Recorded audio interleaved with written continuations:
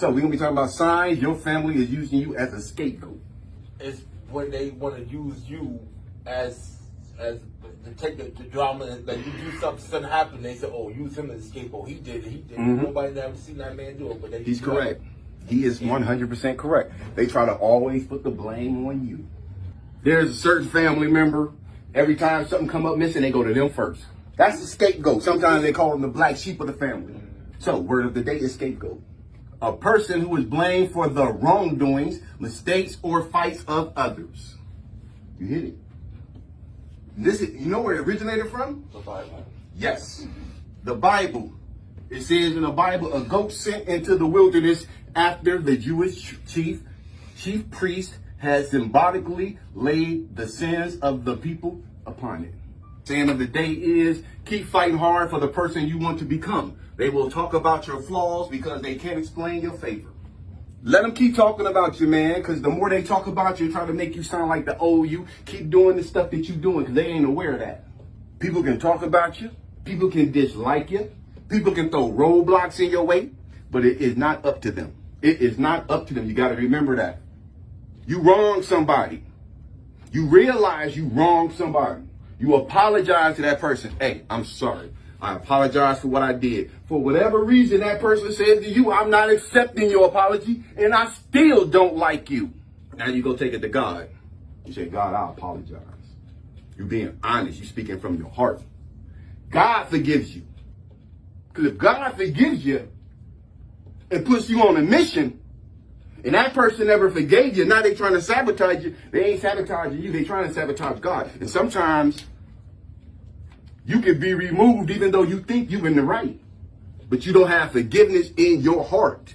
This talk is for educational purposes only and is not a substitute for professional advice, treatment, guidance, or diagnosis. If you or someone you know is experiencing a mental health crisis, substance use and abuse, or suicidal thoughts, Down 988 988 is available 24/7 nationwide and staffed by trained crisis counselors with just a text or a call away.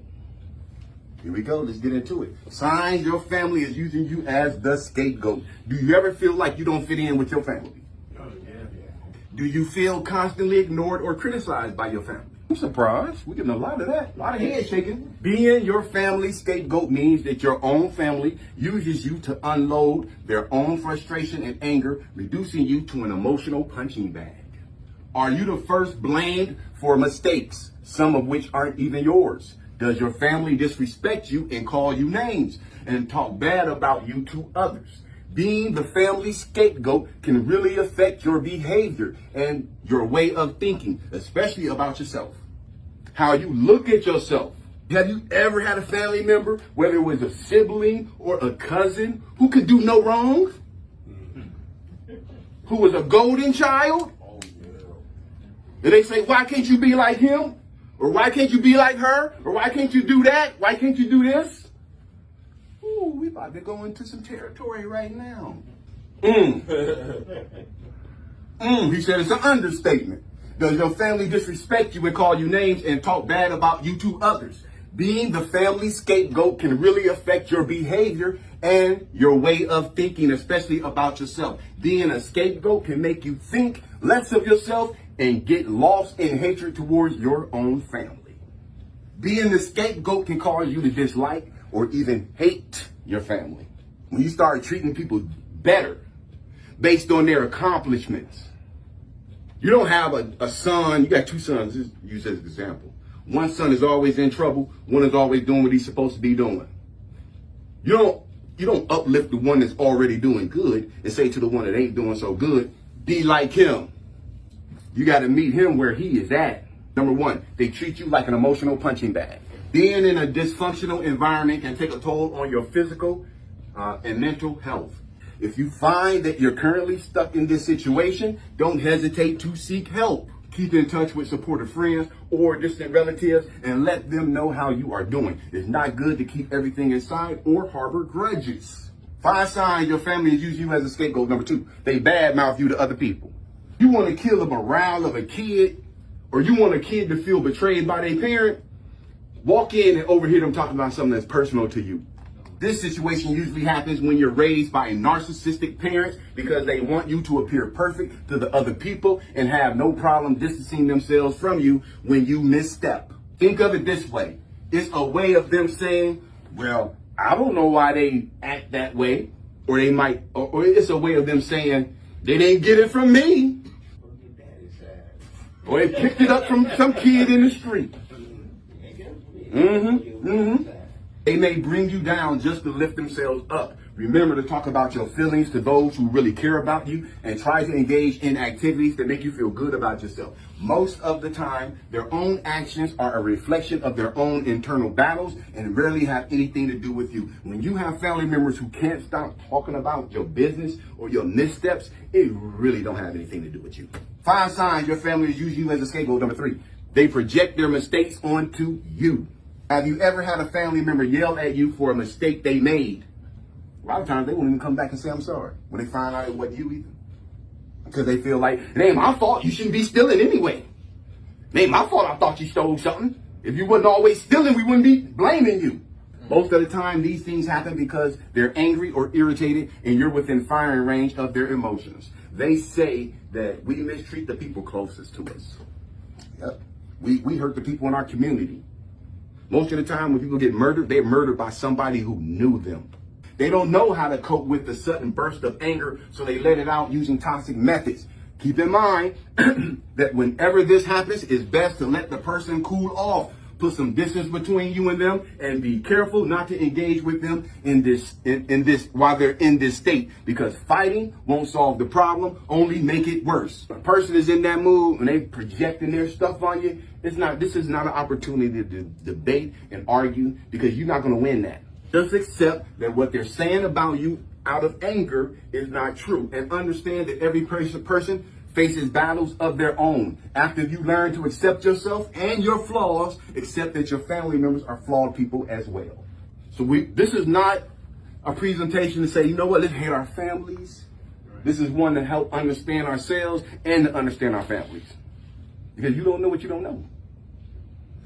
And you don't know what story your mom might have, or your grandmother might have, or your dad might have, or your uncle. They got stories too that led up to why they're the way they are. And a lot of times we have no idea what they went through. I ain't trying to excuse away bad behavior either. I'm just trying to create an understanding. 5 signs your family is using you as a scapegoat. Number 4, they ignore you.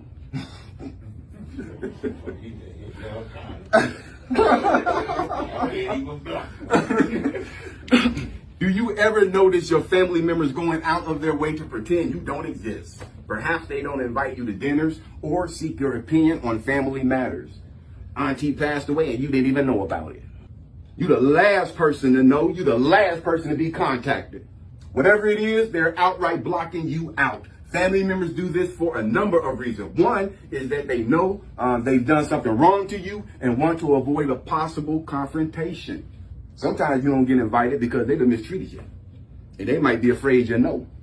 Or they think a confrontation is coming and they're trying to avoid the confrontation. They invite everybody but you.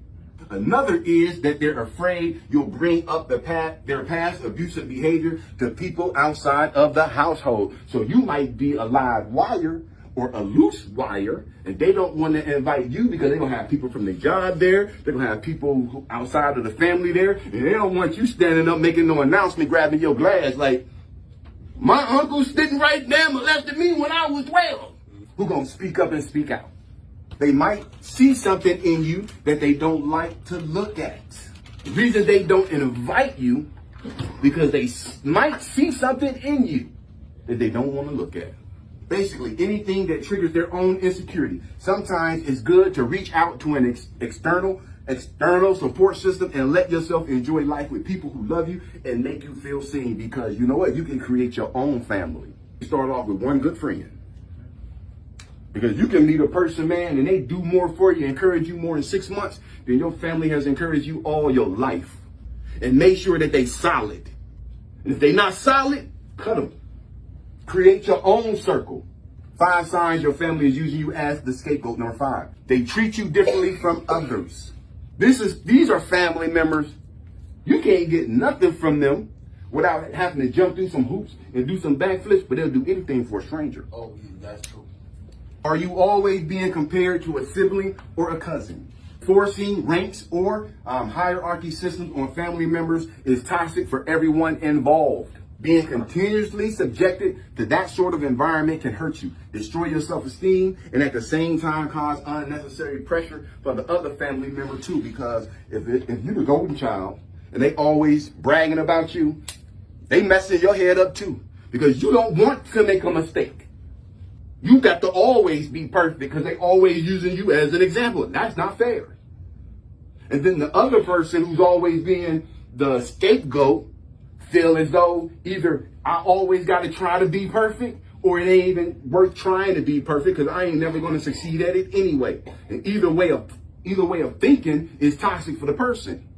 All it breeds is unhealthy competition, contempt, and toxic perfectionism. Most of the time, these situations stem from narcissistic parenthood. Because of their need to seem perfect and have the perfect family, they push their children to be more without noticing when they've reached their breaking point. Have you ever noticed that you are too competitive, or perhaps you don't even bother to compete at all? Your current behavior is usually heavily influenced by how you were treated as a child, but the important thing is that you are here now. Whatever's been learned can be unlearned. You can make a decision today. I'm going to be the type of person I want to be. Regardless, it's called independent will. You start looking silly, you get like 20 years old, 25 years old, and you still talking about your mama. 30 years old, 35 years old, you still talking about your daddy, your grandfather, your grandmama, and why you can't be successful. No. Now you're using them as a scapegoat. Not do better. Find signs your family is using you as a scapegoat. Number one, they treat you like an emotional punching bag. Number two, they badmouth you to other people. Number three, they project their mistakes onto you. Number four, they ignore you. And then the final one, number five, they treat you differently from others. That part hits you, huh? Yeah, all of them. All of them? Who else got all of these? Whoa. All? Wow. And then we've all experienced it from time to time, one or the other. Yeah, sure. How many people feel like they've experienced this in some form or another? Wow. You too, champion? Okay. I thought you grew up like Leave It to Beaver. That's so much. Very polite, very mannerable, very even keel type of attitude. Even when I'm coming down on it, you're like, okay, well, no problem. I'm like, no, man, I can't even be hard on the man. I'm for real. He don't let nothing bother him.